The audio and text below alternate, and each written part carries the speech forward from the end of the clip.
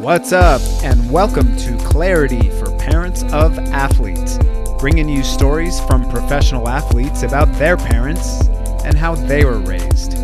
My name is Gabe from aclearmind.com.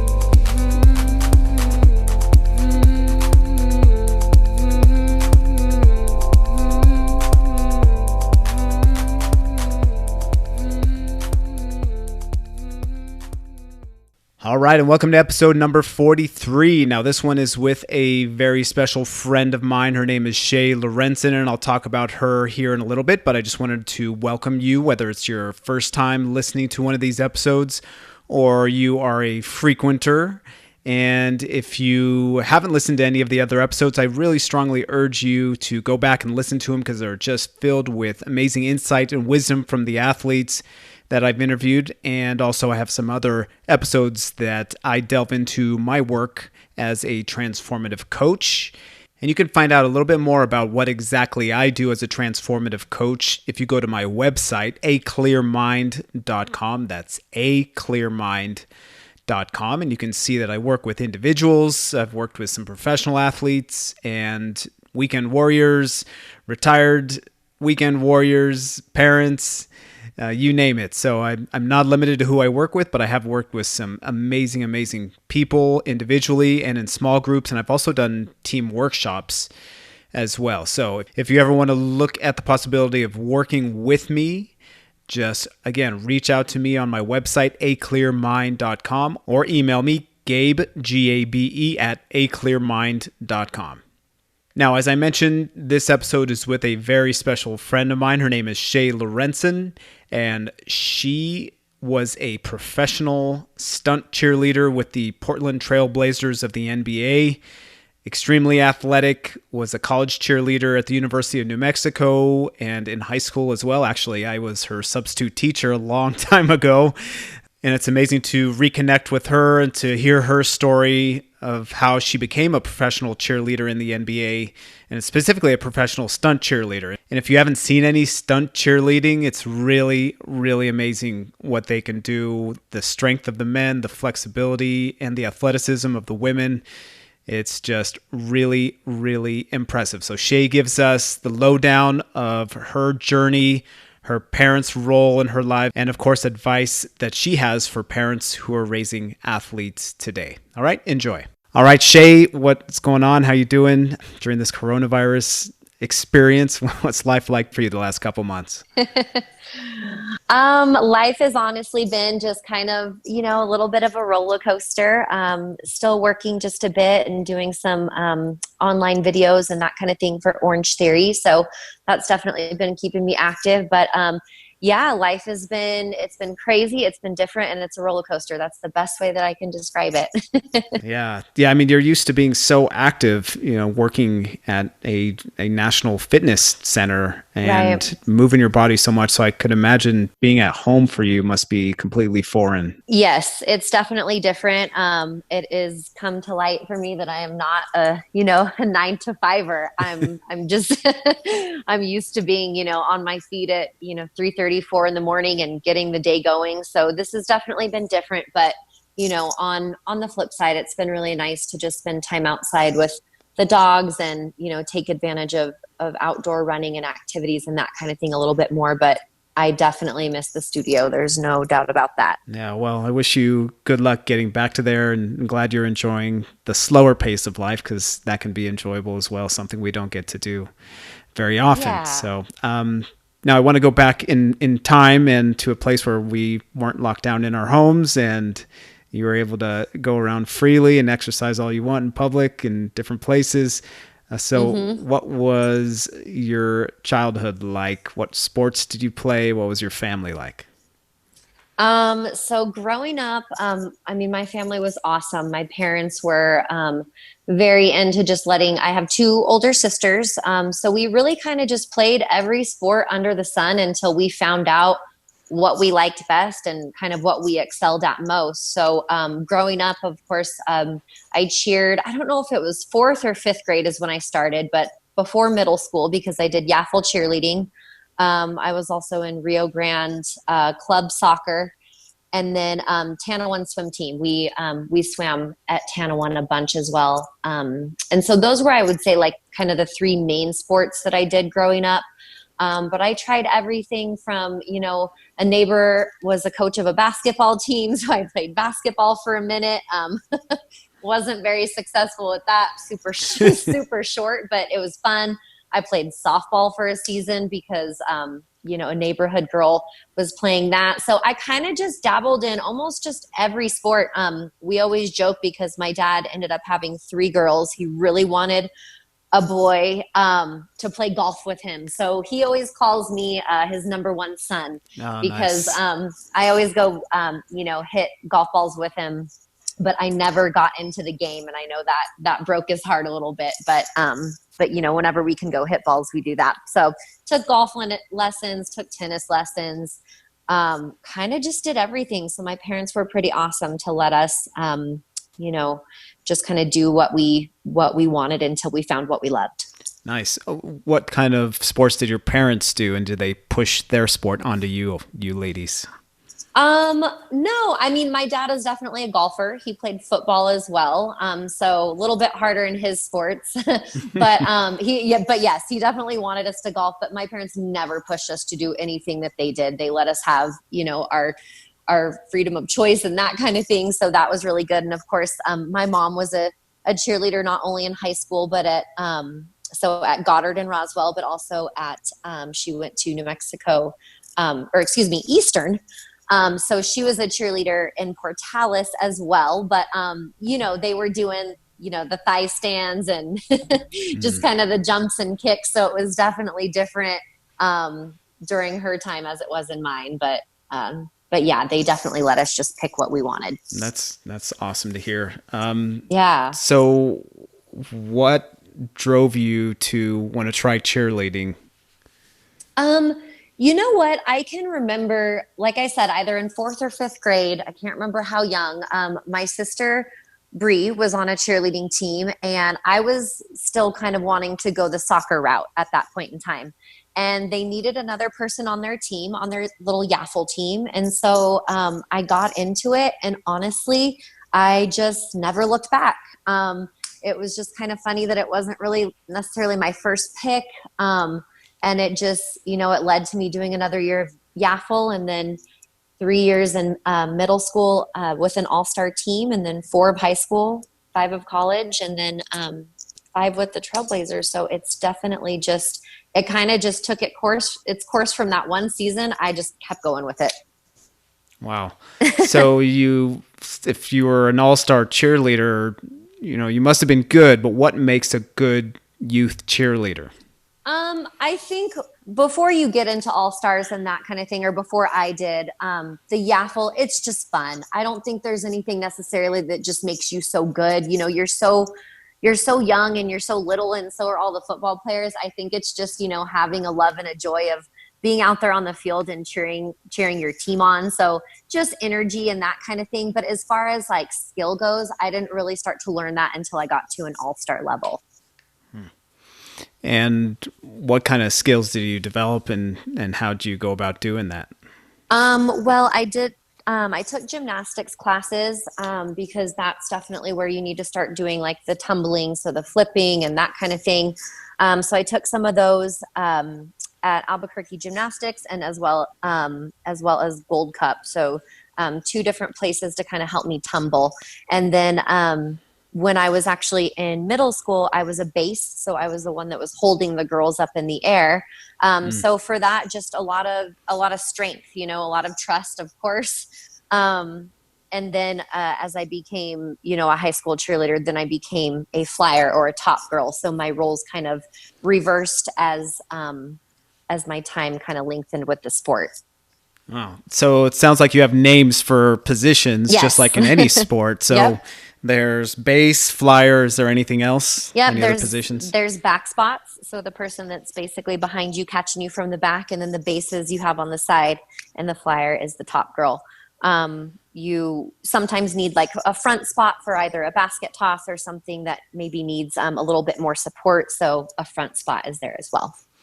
Okay. And then when you start adding men into cheerleading, are there different positions for men as well, or do they take those back or front spots? Yeah. So I didn't start to, we call it partner stunning. I didn't start to partner stunt until I went to UNM.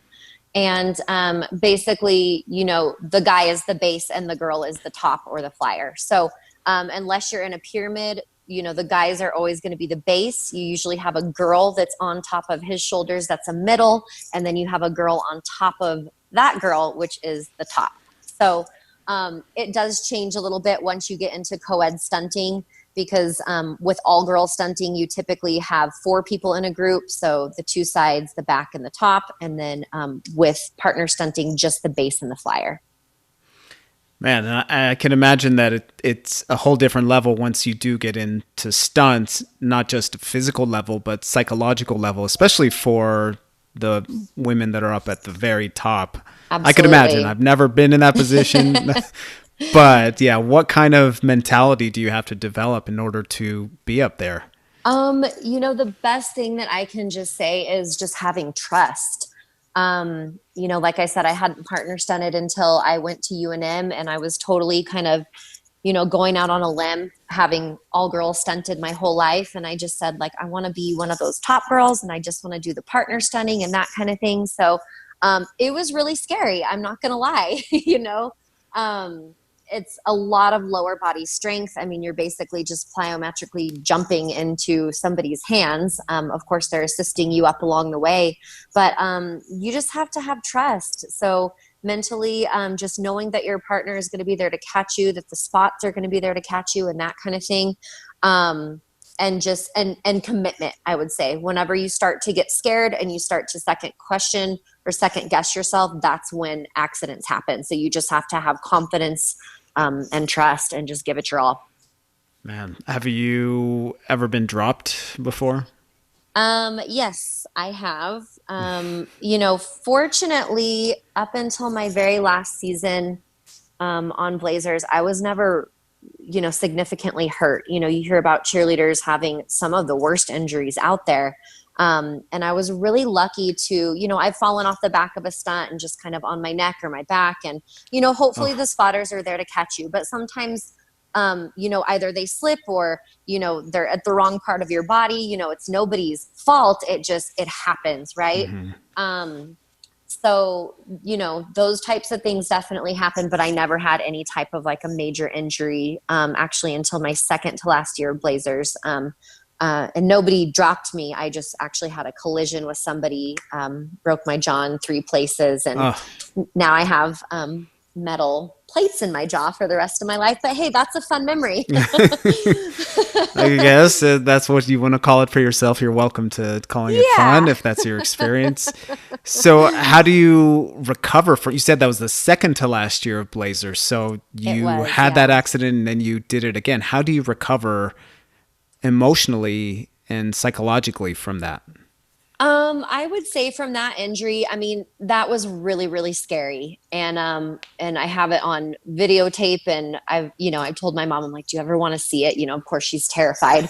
And so it was, what actually happened. Like I said, it wasn't anybody's fault. It was just kind of one of those freak accidents. And kind of going back to what I was saying before, I was really nervous about that skill in particular, and I didn't want to do it, and I was in my head about it. And so I almost knew something bad was going to happen because I wasn't confident in myself and in the skill. And so when it did, was I super shocked? No, not really. I was bummed out for sure. But to get over that was really, really hard for me. And I went into, I wouldn't say like a depression, but we were going right into playoffs before that happened. And I had committed to that being my last year on the team as a Blazer. And so, of course, you want to go out with a bang. And so I was really sad. I was really upset. You have the FOMO of I'm not being a part of playoffs, and that stinks too. And so to get over that was definitely, it was a hurdle for sure, but I had amazing support from, my family, even though they didn't live there. Like my parents came out, right after the surgery and stayed with me for 2 weeks, just to make sure I was okay and help me with anything that I needed.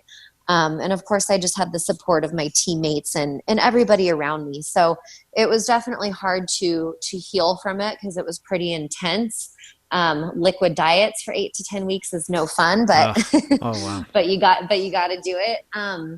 And so, I wasn't planning on doing another season, like I said, but after that happened, I'm stubborn and I'm also competitive. So I didn't want that to be the stamp of the end of my career, something that I had done for so long and worked so hard for.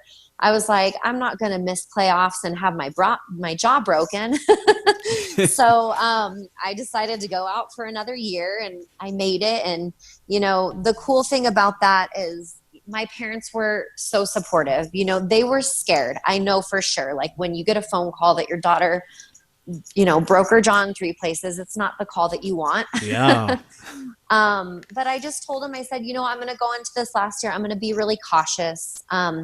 It definitely taught me a lesson in that I don't have to be the best. I don't have to be the hero. I don't have to be, I don't have to do all these things that I think I put a lot of unnecessary pressure on myself. And I don't need to do that. I just want to go out. I want to have fun and I want to end on a good year. So it was not only, physically hard, but mentally it taught me a lot. Yeah, I could imagine. Just thinking about cultures of sports and especially with women and young girls, there's so much focus on body image in sports. And I can imagine one with cheerleading when there's a lot of attention on you, especially at a very young age. What are the cultures within cheerleading teams like at each level, at the youth level, high school, college, and then professional level? Sure. I've been really blessed on all the teams that I've been on that body image has never been, like the focal point of the sport. So when I was in middle school, we, even though it was competitive cheerleading, and we're in little crop tops and things, we just wanted to be the best at what we did. And honestly, we had all different shapes and sizes. And if you're good at what you do, then who cares about what you look like, Same thing with high school. There was no pressure to be necessarily like a certain weight. Like we were never put on a scale and said, you have to be, X, Y, and Z, that type of thing. But again, you need to be fit and be able to play your part. And a lot of that just comes naturally with conditioning, like I look back at the days in high school and college that we conditioned and just think about like how much we did. Like we were all just in pretty good shape because all of the intensive workouts and things that we did and how much we practiced. I would say college does get a little bit tougher. You're especially on the co-ed level. So it's a little bit different when you're just stunting with, one person as opposed to 3 different people putting you up. So I think that again, kind of comes into play of putting more pressure on yourself of the way that you want to look. At least that's how I always looked at it. Like I never had a coach be like, Shay, you've got to lose weight or you need to look this and that way. I already put that pressure on myself. So I never kind of had to deal with the backlash of it coming from a coach. And we did have, resources if we needed help with either nutrition or weightlifting or things like that. And then, going to the Blazers, I definitely, I had a look that I wanted to portray and maintain. And I was very strict on that. And for doing it for 5 seasons, it's hard to stay that, in that tip top shape for that long, but somehow I did it. I'm not saying it was, easy because it definitely wasn't. But again, we had resources and coaches to let us know if we're getting a little out of line and that kind of thing. But I think, as a top girl, you want to be super muscular and you want to fly light and that kind of thing. So, I personally was very, very grateful to never have to go through any coaches giving me, like body shaming or telling me that I needed to lose weight and that kind of thing. For other girls, again, I can't speak for that because I never had those conversations, but from what I know, it didn't happen a lot. And I think that's also kind of true to the sport in New Mexico. I think maybe if we were in Texas or Louisiana or Florida, it may be a different conversation, but I've always had wonderful coaches that have been nothing but 100% supportive, and that goes into body image as well. So Wow. if any pressure was put on, it was put on me by myself. That's great. And I think that's something a lot of coaches and parents can really take away from this interview, is that the cheerleaders put a lot of body image pressure on themselves. So they don't need additional pressure. They just need those resources like you're talking about. Right. So how do you go from being a high school cheerleader to a college cheerleader? Is there a recruiting process involved or tryouts? How does that work? Yeah, so there's a tryout process. As far as being recruited, my mom and I always joke because I didn't want to move out of my house after I graduated high school. I was like, I'm going to stay home forever, Mom. And, she's the mom that's like, no, go, like, fly, find your space and your rhythm and that kind of thing. So that was really cool. But so yes, so I knew that I was going to go to UNM. I actually didn't even apply anywhere else. So the recruitment process, I can't remember if I was recruited or not. I'm sure I already knew the coaches. They're very well known in Albuquerque, Brian and Tracy Denton. And when I came into the program, they had coached for several years prior and then several years after me, and they were just phenomenal. So I knew going in that I wanted to cheer for them. So within that tryout process, there's 3 different teams on UNM. There's an all-girls squad, a stunt team, and then there's the dance team. So as you're trying out, you have the option to, circle all-girl or co-ed. And depending on where they see fit, they'll place you on one team or the other. So typically, like when I tried out, you did a dance, you did a cheer, a chant, you showed all of your standing tumbling skills, you showed all of your running tumbling skills, and then you did some partner stunts. Meaning you needed to do the basics like a toss extension, a lib, a heel stretch, a full down. If that sounds foreign to you, it'll sound real normal to all of my cheer gals out there. I'm trying to visualize it, and I just I can't do it. It just hurts. It hurts thinking about it. It hurts thinking about it. So, when I tried out for UNM, I really took a gamble because, like I said, I had never co-ed stunted before, but I knew that that's what I wanted to do. And so, when I filled out my tryout paper, I put co-ed only. And so, maybe had I put both, and if I didn't make co-ed, maybe I would make all girl. If I made all girl, maybe I would make co-ed, but I was like, I want to do this co-ed team. And so by circling that, it was very nerve wracking because I was not a strong co-ed stunter whatsoever. I remember trying out with my friend Jude, and he was one of the best guys that I had ever stunted with. So I knew that he had me. I just didn't know if I had me. And so 2-day tryout process. And then, gosh, I can't even remember. I think back in that day, Gabe, there was like your name and your number printed out on a sheet, like on the gymnasium, taped to the door type of a thing. Mm-hmm. And so I made it, and then the rest is history. I did it for 4 more years because I was on that 5-year plan at UNM. No problem with that. That's normal these days. It's okay. Exactly. And cheerleading wasn't considered a sport. So you could technically, if I had gone to grad school, I could have just kept cheering however many years passed. But I did it for 5 years, and, just some of the absolute best memories I've ever made. I wouldn't take any of it back. That's awesome. So you mentioned your mom was a cheerleader, although it was a different time and different skill set, it sounds like. What was her relationship with you like as you progressed from a youth to a high school to a college cheerleader?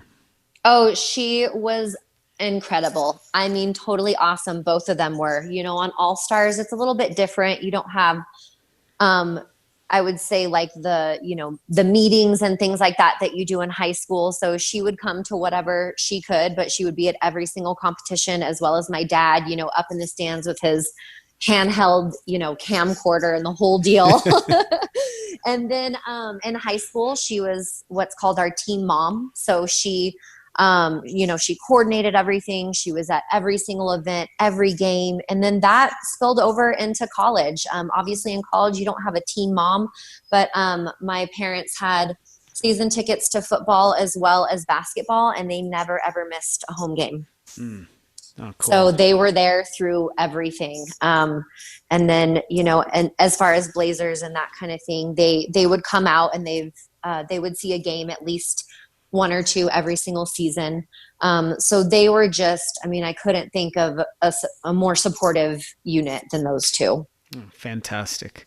Yeah. So what was your transition now from being a college cheerleader, 5 years, which is normal, as we said, right, to be in college? How did you become a cheerleader for Portland Trailblazers? That story is super random. After I graduated from UNM, I moved out to Colorado, and I ended up getting my skincare license in Denver. And I moved up with a friend to Steamboat Springs, so very little mountain town in Colorado, and we did skincare there for about 6 months. And that was really fun, but 6 months was about all I could handle. And so I was in the mood to move somewhere. I just didn't know where. And my friend had always wanted to live in Portland. And she said, "What about Oregon?" And I was like, literally never had any thought to go out there or visit. I don't know why. The Northwest is gorgeous.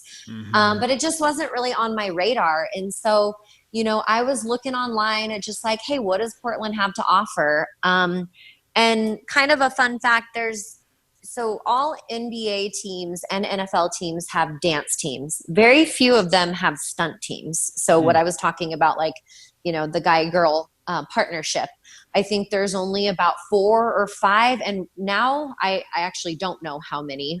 It could even be less than that because of just kind of everything that's gone on.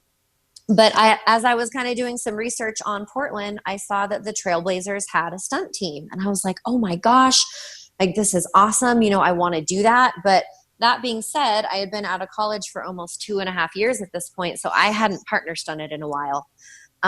So I had a trip back home, and I got in contact with one of my old stunt partners, Tony. And I said, hey, will you just play around at UNM Field and just stunt with me a little bit? Let's just see if I still have it.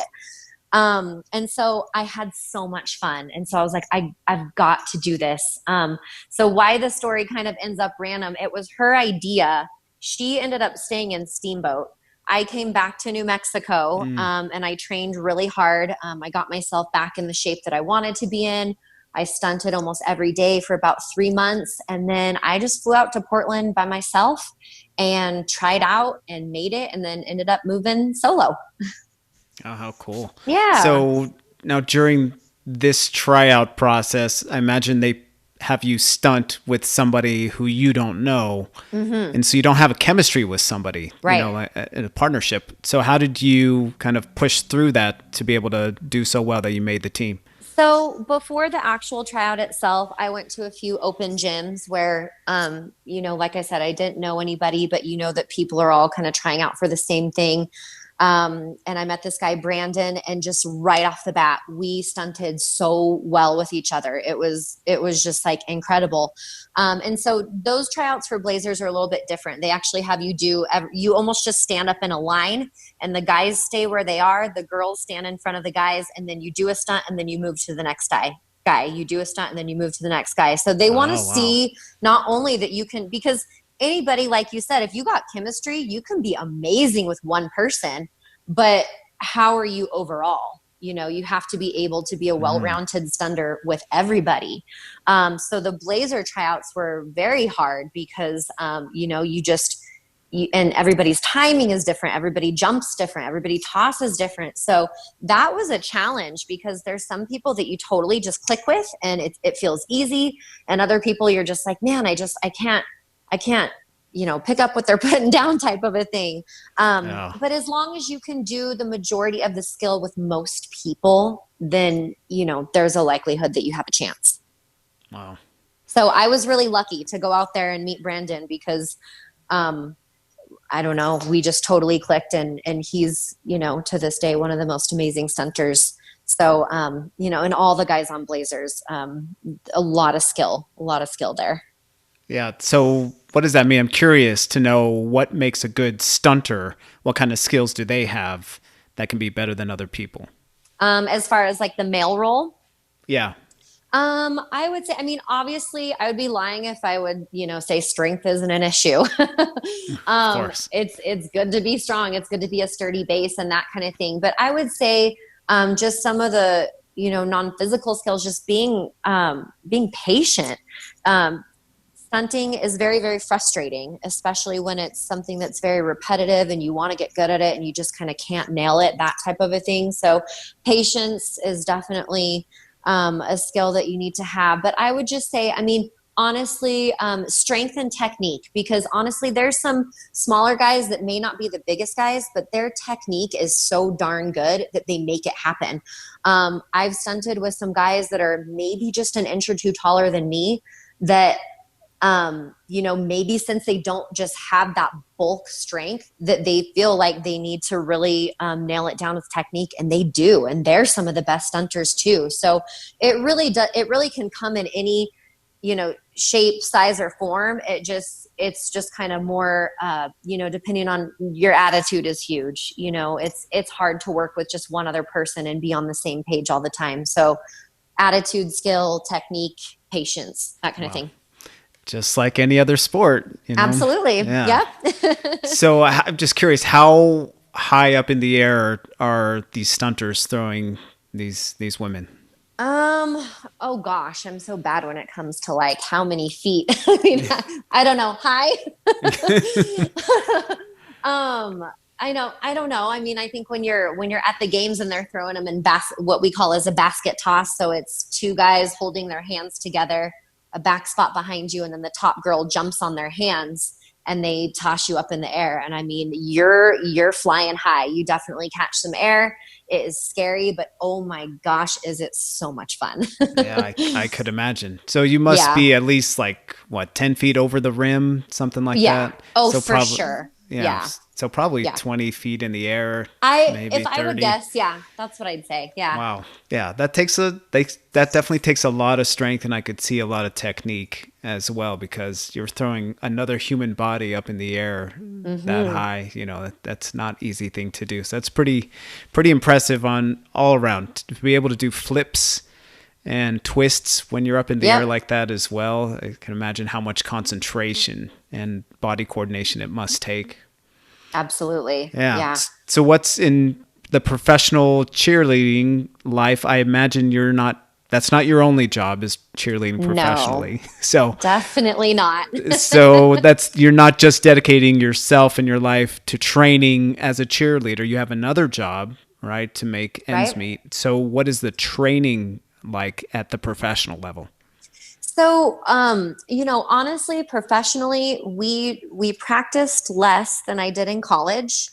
And it was a little bit less, I would say, on the competitive side as college, because when you're in college, you're practicing 3 to 4 times a week, and then you're doing all of the games, which cheerleading is crazy because it's year round. Like, you never get a break.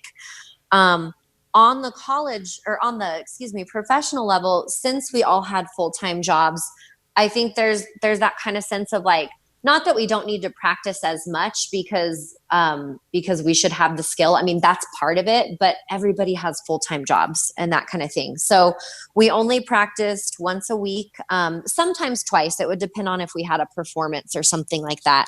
But, we'd practice once a week and we'd hammer it out in about 3 hours and that kind of thing. But I think at that level, when you're working with, people that are on a professional level, we should be able to get done what we're doing for the next, week of games to come in one practice. Wow. Yeah, for sure. Because on top of that, you've got in the NBA, we only did home games as well, but you've got sometimes 2 to 4 games a week. Like, it's a lot. Right. So in order to practice more than what we did, I mean, it would have to been really early mornings or late nights, and that would have been fine. But for what we were doing on the court, it didn't really require that. That's good. Because, I could imagine how difficult that must be to have a full-time job and to train and to perform in games like that.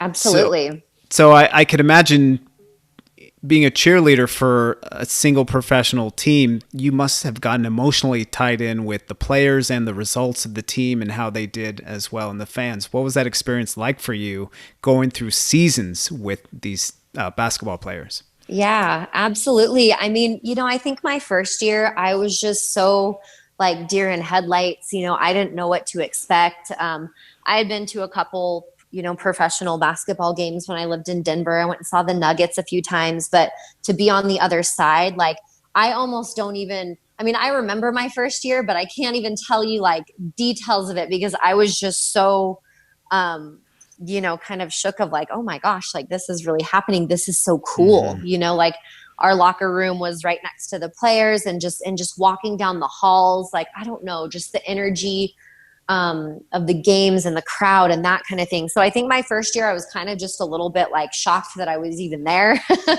And then, the next couple years we ended up going to the playoffs almost every year.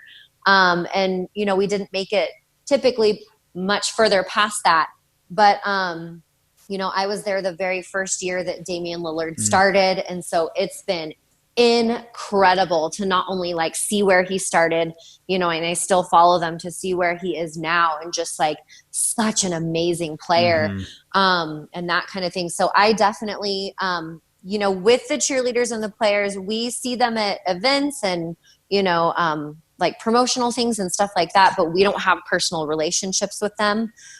So we don't talk to them. You actually can't have any type of like a personal relationship with them and that kind of thing. So I got more attached to the players and how they played the game. But as far as them on a personal level, I never knew any of them. Yeah, I was curious. That was going to be my next question. Is there any like romantic stuff that ever happens behind the scenes? No fraternizing. No. Yeah, So, I mean, I'm sure it happens. I don't know. But yeah, I mean, I would be in jeopardy of my job if that were something, to come of light. So to me, I was never approached by any players. So I never, was put in an uncomfortable situation or anything like that. But to me, that's my job and that's my passion. And I'm not gonna, risk it to shoot texts back and forth with a player. Not even Damian Lillard. Oh man, that's Gabe. I'm not going to answer that. All right, if you're listening, Damian, you missed your chance, man. You could have broken some rules. No, I'm just teasing. No, he's got a beautiful girlfriend and an adorable little son, and it's been super cool to watch him just, oh my God, just excel. And not only him, a bunch of other players as well. So I definitely got attached. I've always liked basketball, but that made me love basketball. Yeah. So how are you like when playoffs ended and you guys lost? Like, how did that affect you emotionally? Oh, it is a bummer. Like it affects you, more than you think it would. Like people are like, you're just a cheerleader. It's just a game. And that just goes in with my competitive nature anyway. Like to me, nothing is just a game. My parents and my family always joke with me, like whenever we play catchphrase over, holidays, they're like, I don't want to be on your team. Cause I always I yell at who's on my team. I'm like, if you're not going to play and you're not going to focus, then don't be on my team. And they're like, Shay, this is catchphrase. And I'm like, no, it's not just catchphrase. So this is life. So I definitely get emotionally tied on those kind of things. So you're bummed out, but I think I was always just looking forward to another season, So there was always kind of something to look forward to season after season for me. But I have to say that in the playoffs and that kind of thing, just the energy of the stadium and all of the fans in the Rose Garden was unreal. I've never experienced anything like that before. And I get chills right now, even just thinking about it. Like that feeling, even though I'm not out there on the court, playing the game, you're such a part of the experience that that type of a feeling in the fans and the crowd, that kind of stuff is just priceless for sure. Yeah. Crowds like that, yeah, they can bring chills, and it's just, it's the energy of the people is what it is. There's so much positivity and you can feel it and you can hear it, of course. Absolutely. As well, but it like gets into your soul, into your being. That's why we're so touched by it. It does. And this was before, the Timber soccer team came to Portland. Mm-hmm. And so at that time, and we don't have a professional football team, Seattle Seahawks, but it's not directly in Portland. So people in Portland are insane Blazer fans. I mean, just the craziest, just the best fans. Definitely the best fans in the league. Yeah, for sure. So what made you want to hang up the cheerleading boots, whatever you guys wear? Well, to be totally honest, after I broke my jaw, that was pretty shattering, pun intended. Good one. And I just kind of felt, I was 30 at that time. I had just turned 30, and on the Blazers, you have to be at least 18. But there is literally no age range. Like, you can do it, and as long as you still look and feel the part and can perform and that kind of thing. But a lot of younger people were starting to come on the team, and I'm talking like 18s and 19s and that kind of thing, which I love them. The younger teammates are super fun, but I just kind of felt like I was just getting a little bit too old. I couldn't really connect with like some of the things that they were talking about. And of course we were still teammates and had a blast, but I was feeling like I was starting to like outgrow the sport a little bit. And that kind of thing. And, on top of that, my body was literally just telling me like, you have to stop. Cheerleading is so incredibly taxing on your body. And if I've done it since, like I said, 4th or 5th grade, and I haven't ever stopped really. I had my little bout in between college and professional, and to continue to put your body through that stress and just that impact, especially with partner stunning, you're coming down on the floor and way up high from the sky, and they're just catching you by your waist, and your feet are slamming every single time. I don't want to say slamming because your partner absorbs you, right? But it's it is a lot of impact. And so not only kind of was I just feeling old, I felt like 30 was a good number to hang it up. And my body was telling me to call it a day. Yeah. So you mentioned your feet. What other parts of the body do cheerleaders kind of get worn out the most from?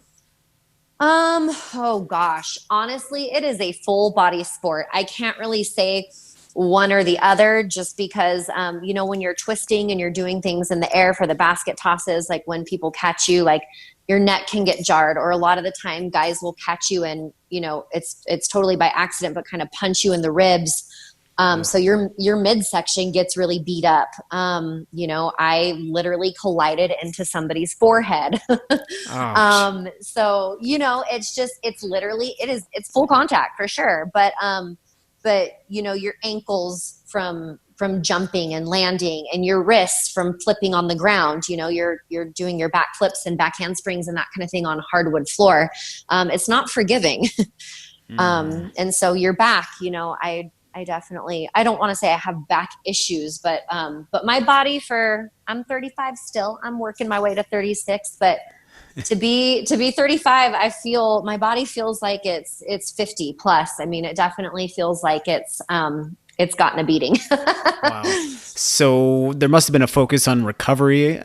What kind of things did you all do to help your bodies while you were going through the seasons?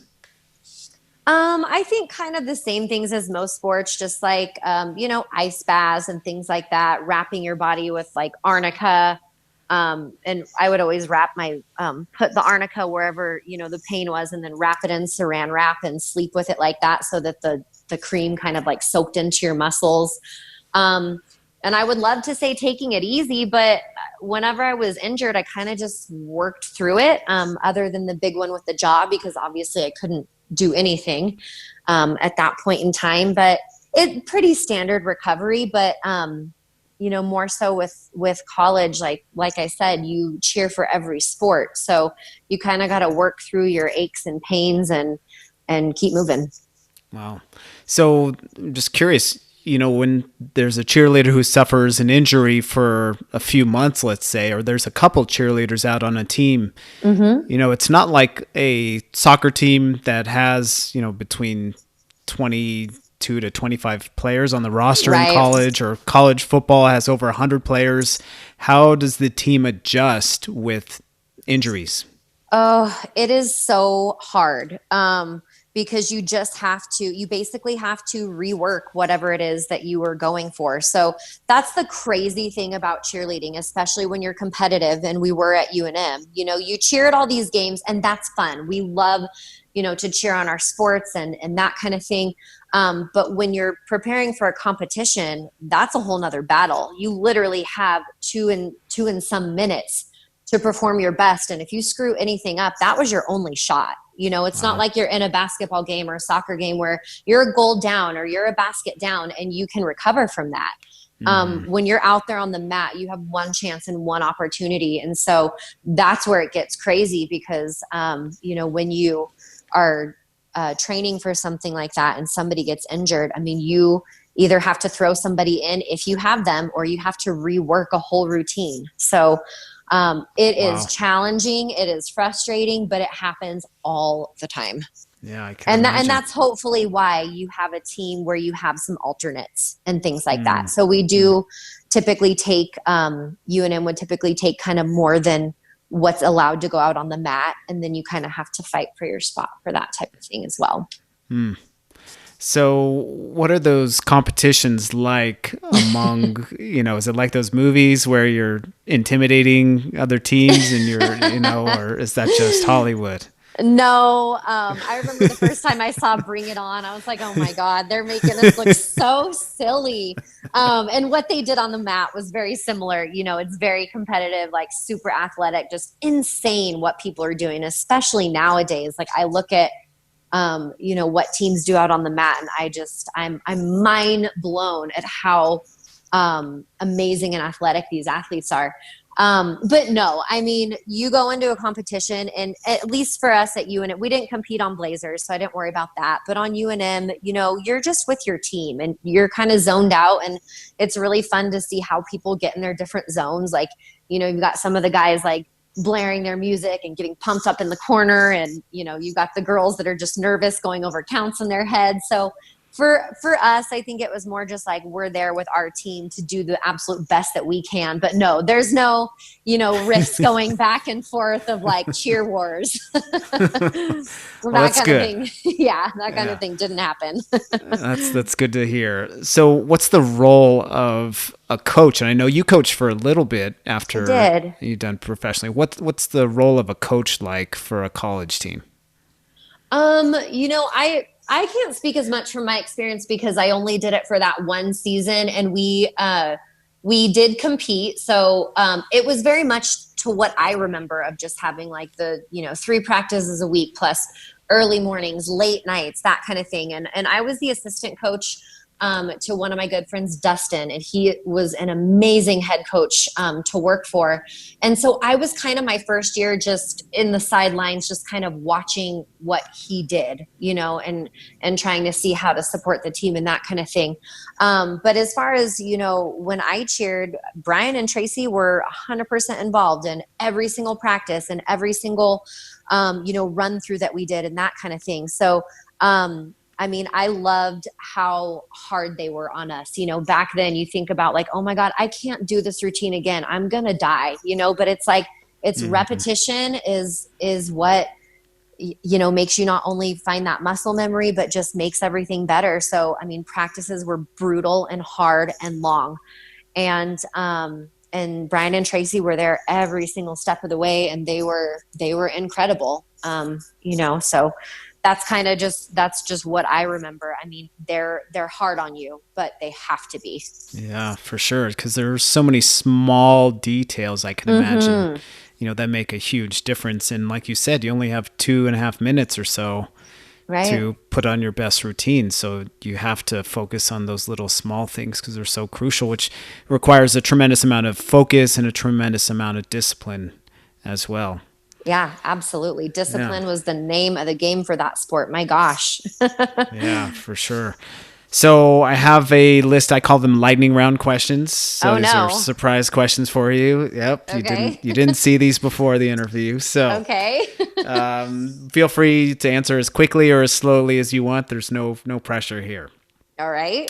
All right. So did you make more money cheerleading professionally or spend more money to be a professional cheerleader?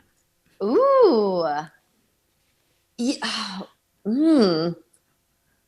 Probably made more. I didn't really spend a whole lot of money other than getting like my hair done, my nails done, that kind of thing, being in shape. But that's a hard one. I maybe just split that one 50-50. Okay, we'll call it even. We'll call it even. Yeah, good.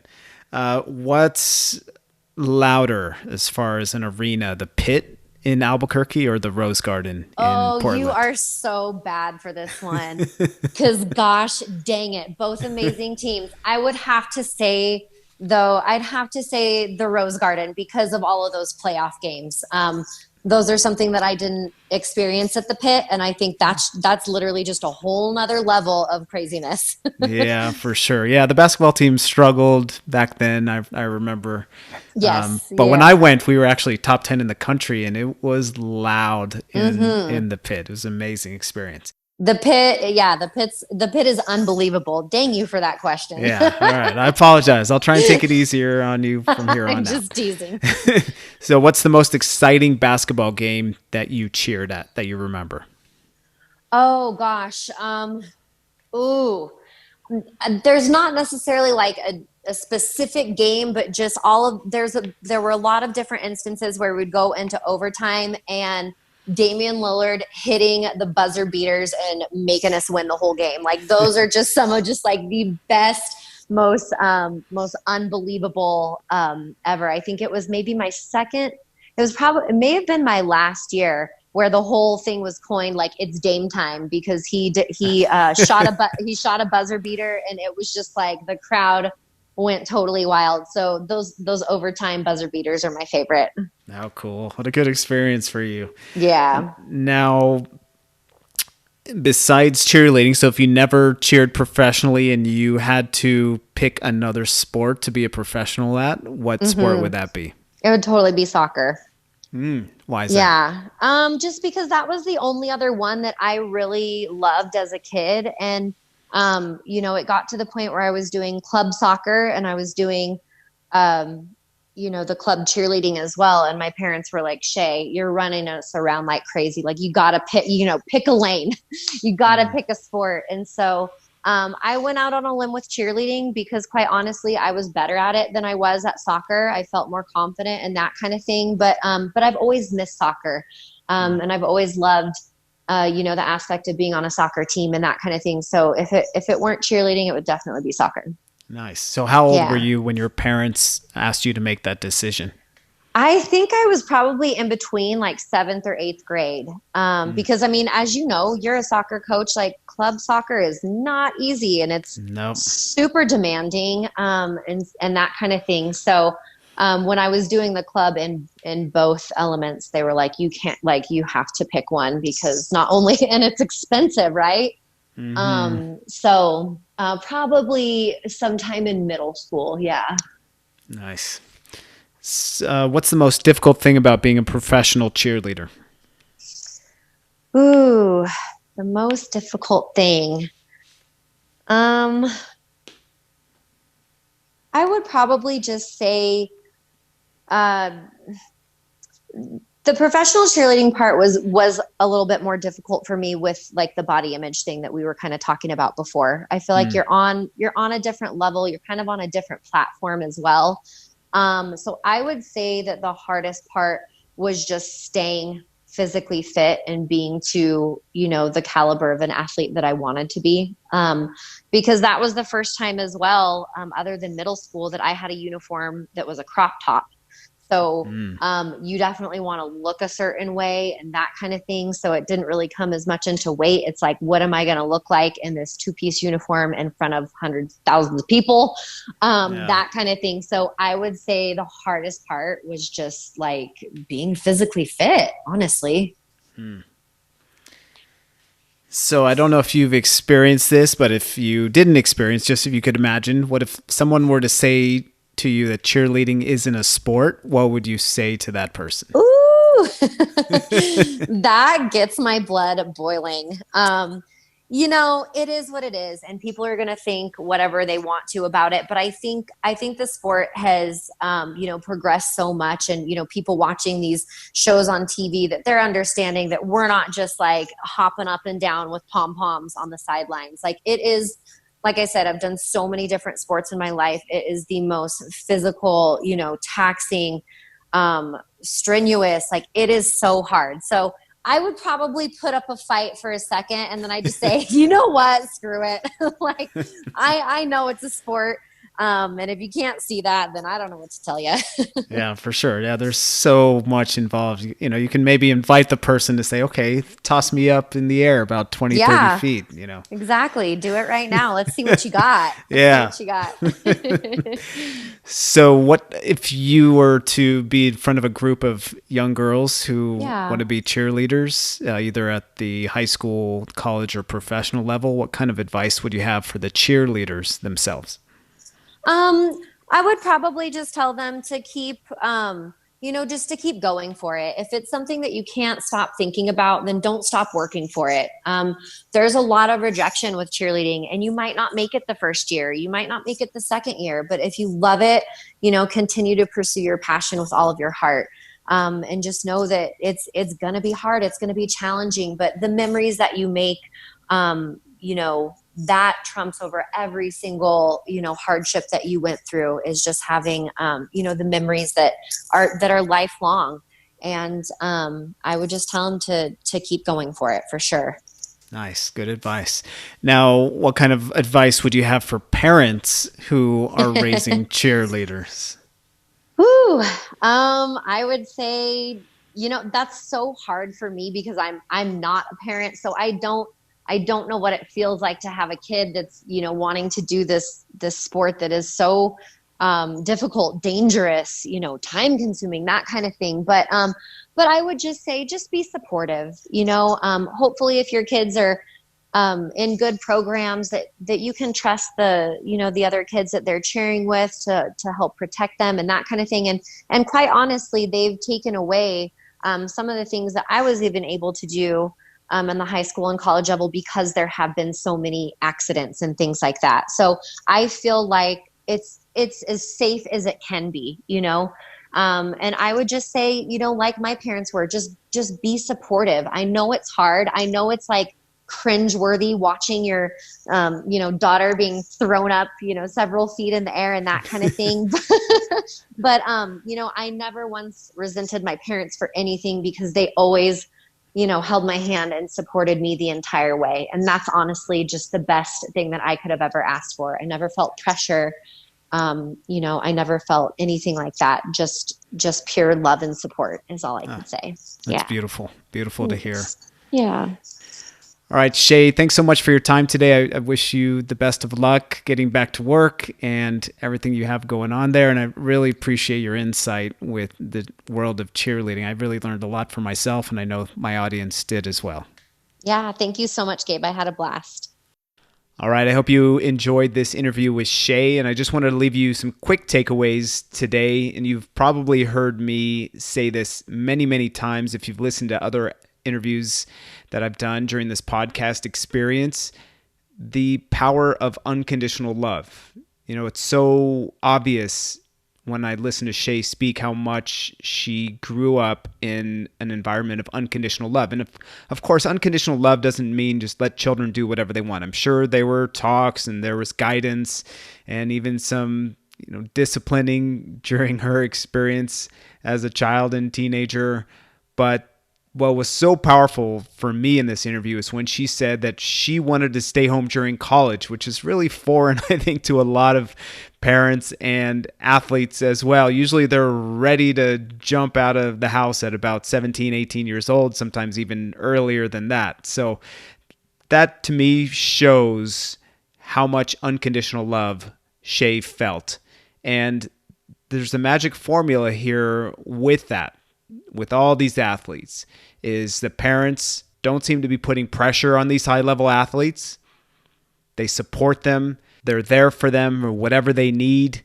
They're there physically at the practice fields or the arenas or the court, and they're also there for all the games as well. So they're there showing support. I know sometimes we get so busy with life and work, and this has been a great time for a lot of people to slow down. And a lot of people that I've been speaking to, a lot of my friends have been processing how busy life is, right? There's school, then there's activities, and there's no time to just connect as a family. Now, sports is, of course, a great place and a great time to connect with children, but it needs to go beyond that as well. Connect outside of sports, connect outside of school, connect in nature, and playing board games and reading books and just chilling together.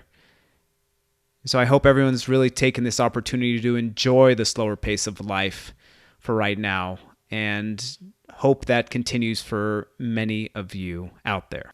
Now, if you enjoyed this episode with Shay and other ones that you've perhaps listened to, I really ask that you hit the subscribe button so that you don't miss any of the future episodes that I release. I have some amazing interviews coming up as always. And I ask that you please rate and review the podcast.